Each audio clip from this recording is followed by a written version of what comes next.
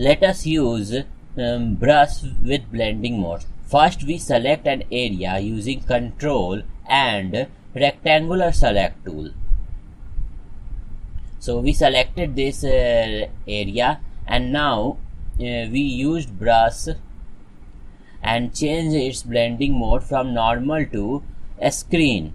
A screen blending mode will replace dark color, so to recolor the text. Now if we have to color area, for example here this garment, we have to select them, and this time we will use multiply blending mode. So we took the color, use brush tool and changed blending mode from screen to multiply. Then we can color it. So white color can be colored with multiply blending mode, and to replace black color we can use screen blending mode.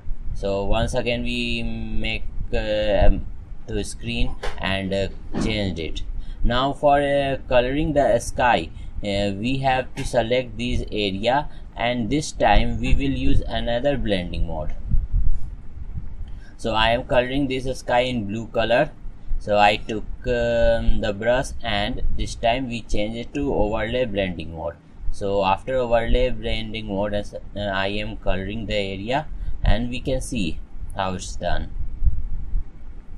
Similarly, other areas can be also colored.